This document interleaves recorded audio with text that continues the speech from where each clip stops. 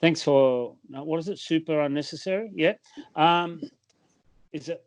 You want to say stop listening to super unnecessary, or do you want people to listen to super unnecessary, or how would you like me to put that down?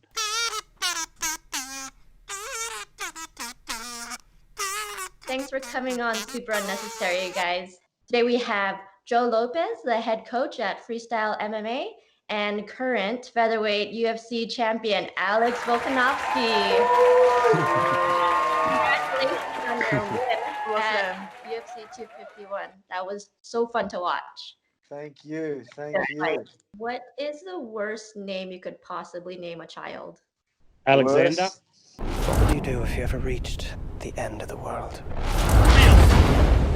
Never will there be an Alexander like you. Alexander the Great. You are a name living forever in history. According to legend, Alexander the Great was the son of Zeus. He was born in Macedonia and conquered cities with his great armies. We're wondering, is Alexander the Great your great-great-great-great-great-grandfather? You never know, because my mother's Greek and my dad's Macedonian. Couldn't tell you, but hey, there might be some of them genes in him. We're both conquerors. That's why I was Alexander the Great. I wanted to conquer the division like he conquered the world back in them days. But and just to throw a spanner in the works, Alexander the Great was Greek, not Macedonian. Okay, that's for all the Macedonian friends out there. They're going to love that. Alexander the Great was 5 foot tall, so you're slightly taller than him. If you went back in time, who would win in a street fight, you or the other Alexander the Great? You don't want none of this. There's no way he wants none of this. Not in a street fight. Street fight's different. Master Splinter is your nickname. So out of the Teenage Mutant Ninja Turtles, which one would Alex be? I've never watched it, so I don't know. But if I had to have a cut, Alex wouldn't make the cut. Oh, like if you had to have 4 turtles, you're just... Yeah. Nah. Yeah, I'd have the Vake brothers as my turtles. Should the rematch happen again with Holloway, would you consider going to Hawaii, or would you rather have it on home soil? Home soil, I'd like to have it on home soil. So yeah, obviously we fought in America, so you could say that's pretty much home for him. Then we fought at a random island, no crowd, so it'd be good to, we were meant to actually fight in Perth, so that was where it was meant to happen, but that didn't happen. So it would be good if that was to ever happen, in Australia. It'd be nicer to have it in New Zealand. I love the New Zealand crowds. Probably one of the best crowds I've ever experienced was that Auckland show. That was just, getting the crowd in there nice and early, and the crowd getting behind all the fighters. That was pretty good. One of the best shows I've been to. How did you guys feel about the no crowd on the island? Like, what was the vibe like? Bit surreal, like a fight's a fight, but it just felt, even though you say like we sort of blocked the crowd out, it was, you do feed off the crowd, even like when we were in Brazil, even though it was negative against us, I always think that they're cheering for us, even though they're saying they want to kill us. I always just think, they're no matter what's happening, I always look at it, they're cheering for us, even though they might be against us, and that most of the time it has been against us lately. But you do miss that energy. I think it just brings that little bit of, getting the adrenaline pumping and everything else. It was hard to get sort of started, because of that. Yeah, it was a weird one. It was a weird one. So, as I always say, especially when there's a big crowd and all that, you can use that energy, but I'm really good at keeping myself level and composed. So I think I do that a lot better than a lot of other people, where sometimes they might get, a little bit too much, and I'm really good at keeping myself level. So having no crowd, I was like way too relaxed, way too chill. It was like you would never think that I was fighting. So it was weird. It was definitely different. I don't think you could be any more clearer, you know what I mean, or level, like honestly, it was like I just got out of bed in the morning, I'm just chilling as I'm walking to the cage. It was weird. It was really weird. So it was like a sparring session more than anything. It felt like, in a way, just because there wasn't many people there, and like I said, it was very surreal. I'm glad that we've experienced it. Would I want to do it again? Probably not, but I think that's the way fighting's going to be for the next till this craziness gets out of here, Yeah. So we've got to accept it that, that's going to be the new norm. Hey, what about that giant that walked you out? Like, did they set you up? I don't know, eh? It was man, that was a blowout. Like, I seen him. I'll come in. He goes, "Hey, I'll be looking after everyone." I'm looking. I'm like, "Fuck, he's." I'm like, "He's tall, right?" Like, I mean, I know obviously when someone's tall, but I'm like, "He's really tall, yeah." Like, crazy. He's 6'9". Obviously, everyone's tagging me in these photos with him. Like, and you can't even see his head. Yeah. Oh, mate, that was a crack up. What's your go-to post-fight meal? When we're in America, I want to do like a burger, American burger or chicken wings or something like that. So that's why I usually try looking for that, but we never get to really find it. But the last couple of times I've been there, I did. So. On your social media, you've been posting a couple of videos of you with your training partners. We're just wondering how long you've been training with the Invisible Man. All right, yeah. That's actually was an inside joke. So when I sort of teaching situations, I'll get right into detail. So you literally it looks like I'm fucking fighting someone. So that's visualization. Next level visualization right there. Yeah. So I see everything. People say visualize your goals. I visualize every single position. I visualize every detail. I make it practical. So it's cool. Again, we're having a good laugh about it. Everyone was there. That's why they videoed it. So it's fun. You have to be there. Did you guys watch the Whitaker-Till fight? And what do you think? It was a good fight. Very technical. Good to see Robbie come up on top. Yeah, it was a tough fight. Obviously, that first round was a tough one for Rob. Rob got caught, but he had to fight a little bit smarter, so you could see him be a little bit more hesitant and just try and pick his shots, try and time. So they were both showed each other a lot of respect. You could see in them like later rounds. None of them really wanted to go. None of them wanted to be first. Mm-hmm. So they were trying to bait the other person in, and so they could counter. So, but I mean, it was good.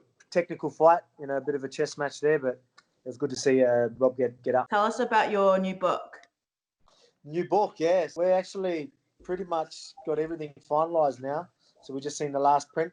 So that's going to start getting printed off. So we're going to have a look at the book very soon. But, it's pretty cool. It's exciting. It's something that I take a lot of pride in as well. The fighters are looked at as thugs sometimes and things like that. Sometimes the perspective of us can be pretty bad. But we're not all like that. You guys would know, how many fighters you've met. And some of them are the most nicest, respectful people you'll ever met.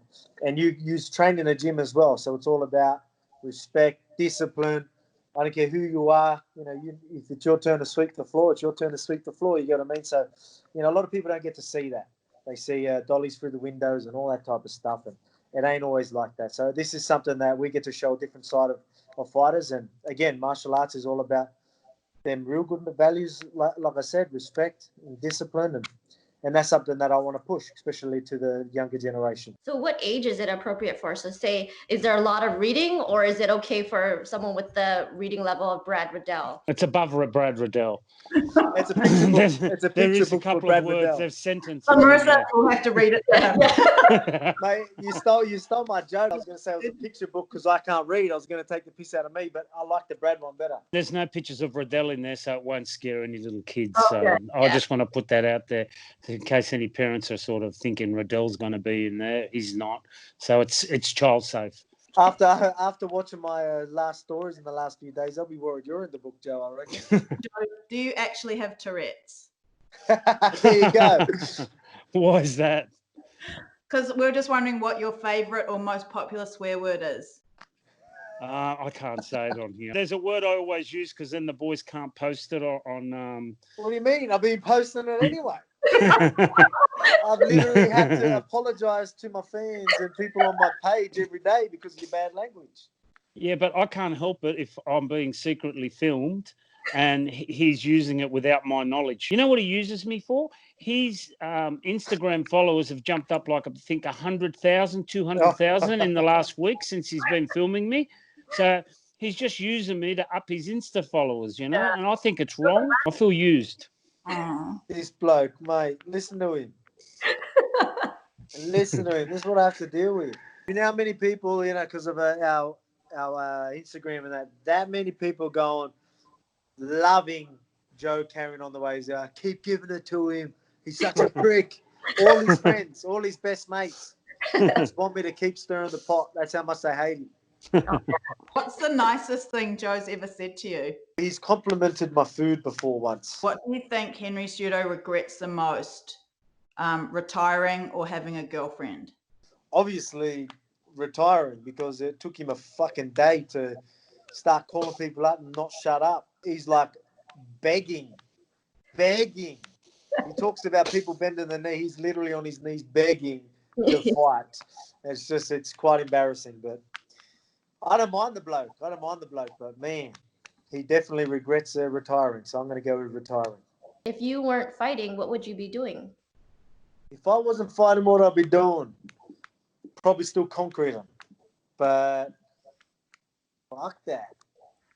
I'm glad I'm fighting, let me tell you that. For the both of you, now think long and hard about this one. It's a tough question. Would you rather pass Brad Riddell for 3 minutes or take a 20-minute bubble bath with Frank? What do you reckon, Joe? You want the staff? No, I've had the Hickman staff. Mate, you don't want to do that. Think of that 5-day fucking holiday in the hospital, mate. Yeah, you spend any time with Hickman and you're going to spend 5 days in hospital. He's just a dirty human being. He's a dirty human being. That 3-minute kiss with Brad's looking pretty good now, eh? Yeah, it is. So what was it, 3 minute? Nah, I'm going to have to go to the bath. I'll go to the bath. His staff's rocked me once. It won't ever rock me again. Were you like wrestling with him? Yeah, we were grappling and he cut me with his toenail. Oh. He's a walking petri dish, I call him. He's a walking experiment. Not only is he a dirty human being, he's an extra dirty human being who doesn't even cut his toenails. That's how much of a grub that guy is. Obviously, you're used to living in close quarters when you're like in fight camp. Is it true that you accidentally slept in the same bed? Accidentally? It wasn't even accidental. It wasn't accidentally in the same bed. There was another accident. I don't even know if it's an accident. But, so Joe knows where I'm going with this one. Okay, I was in Melbourne. Okay, and what happened is we went down there and all I had was a double bed, so we had to share a double bed. It's not the first time we've had to share a double bed, you know. When you go away, sometimes those things happen. Anyway, that particular night, I went out and had just a couple of drinks and got home at about 5 o'clock in the morning. And I jumped into bed and I went in there and I grabbed something. But what I grabbed, I immediately knew I was in deep trouble. It was hairy. It was horrible. And it scarred my brain to this day. You can imagine waking up to this. And it wasn't like, let me just tell you. So I'm going to go into a bit of detail here. As simple as I could say is ease into it next time, Joe, mate. You don't just go straight fucking for it, all right? Relax a little, mate. He didn't ease in at all. It was just, hey, had to slap his hand. I get excited. What can I say? Nothing, I get excited. Not a little There's nothing wrong with that. Not even a nothing. Look, I've got Latino blood in me. I've got that passion in me, you know? Joe, were you the big spoon? Oh, obviously the big spoon compared to Alex. Alex is always going to be little. Look, I can admit it, you know? But then I didn't grab my hand and try and put it back there. You said you don't mind telling this story because you think it's funny, and now you're backpedaling and trying to turn it on me. And now this is why we have to have like separate areas. Like it's like you're upstairs, downstairs. Hey, girls, do you think it's wrong that he's actually bought a house down the road from my house? No. I think that's really sweet. I think you should lock your windows. Yeah, slightly. I bought a bigger dog as well. If you could have your own chocolate bar, what would you make it? Like what flavors would it be? You know the caramel? Yeah. You know that? Make that, top deck? Yep, it's like white milk chocolate. White chocolate and put caramel as the top deck. Do you know that there's a newer one, a new caramel that has hokey pokey in it? Has hokey pokey? What's hokey pokey? Like the inside of a crunchy bar. Oh, so it's got because I was honestly, when I was sitting there and I done the caramel and top deck thing, I wanted to chuck crunchy in there because I love violet crumble type of crunchy flavor. That's why. You know what? You got that hokey pokey is where it's at. Yeah. Let's go caramel and hokey pokey. Yeah. What do you So reckon, Joe? Tonight? Nah, I'm just a plain dark chocolate. but what percent though? Oh, I could go like a half and half cream. What is it called? Just the milk chocolate and dark chocolate together. That'd do me. I'm a man of simple taste. I don't need extravagant flavors or anything. You know, I'm not like Volko. You know, since he became champ, he's also become the diva of divas. You got to see this guy, man. It is sickening to watch. But anyway, to each their own. Everybody's got to change. And look, I'm happy for him being a diva. Yeah, mate, you girls got no idea. No idea. Ask Brad and Eugene why they call him 5-Star Joe. 5-Star Joe is the neediest, most uptight, like wannabe upmarket man I've ever met. One of his fighters wins a title and now he thinks it entitles him to 5-star everything, 5-star hotels, 5-star business. The guy won't talk to us unless it's through one of his personal assistant. Yeah, he's changed. Because he's a needy piece of shit, and he suffers from champ life syndrome now. So everything that he does has to be worthy of the champ life. 5-star hotels, first class tickets. You can't fly economy anymore. Put it that way. They're full of shit. What do you mean? Put it this way, we're going to have a normal room, but he ended up abusing the managers, abusing everyone to make sure we got the penthouse. Well, isn't that? Do you think that's a smart idea or a dumb idea? It worked. Yeah, 5-Star Joe came through, eh? Yeah. I was going to say he's actually complimenting something. How good's this? Yeah, but I'm complimenting myself. Do you talk to yourself a lot, Joe? Of Just course, you know, that's the best conversation I've had since I've been here for 2 weeks. I don't get nothing out of Volka. You know what's really, really, wrong? That he sits around and listens to my phone conversations. I've got no personal space. I'm on the toilet and he comes in, he goes, "What are you doing?" I'm going, "Mate, I'm on the toilet." Oh, I just wanted to know what was going on. I just think there's something wrong, you know? What's your spirit animal? Gorilla. We'll just go gorilla. Gorilla? Okay. Why? Have you ever had to shave his back? I'm telling you, he's got gorilla in him. Well, that's a true story. You know what? Now that we're on that, that's an actual true story. So he shouldn't bring it up because he literally has shaved my back. And so has Riddell. Riddell has as well. He cries. Honestly, he cries like a little bitch. And then you look at his back. Feel better. You jumped at it. Oh, jumped at it. It took me an hour and a half just to get to top. I had to do it in stages because my arm was getting tired. Because the reason why we do it, because as we get a fight, some fights I choose to, clipper everything, and I can't get to my back. So sometimes, we're gone for a few weeks, so it gets pretty hairy. So the boys help me out. Usually overnight. I would highly recommend laser hair removal. It'll take him at least 12 months. It's not a little job. See, but the fact is you can get rid of hair, Joe. You're stuck with that head forever. What's your animal then, Joe? Go on. Me, Lone Wolf Lopez. See, there's another one of my nicknames. I don't need anybody. I got myself. That's all I need. I would choose a wombat for you. I just figured you guys would choose an Australian animal. Have you ever seen a quokka? A what? Are they the things that are in WA on Rottnest Island? Yes. Yes. Yeah, what are they? They look like your head on a little body. Yeah. They're called the happiest animal on earth. They're so cute because they're always like smiling. It's really cute. What are they like? What, little rat things, or they look like little kangaroos? They look like a rat and a wallaby. They do look like they're smiling. So we've been getting some dating advice from Doug. It hasn't been working out very well. What would be your best dating advice? Best dating advice. What would have Dougie said? I want to have some fun with this too. Doug had a couple of pickup lines that he suggested we could use, but maybe if you gave us some pickup lines. What does it mean? I only know the real lame guy one. Do you want my pickup line that's never failed me? Yes. Go on, Joe. Would you like to come back to my place and look at my rock collection? It's never failed. It's never failed. How I many can see times? you girls are getting excited. Look at Jamie. She wants to get a flight straight over. It's never failed me, that line.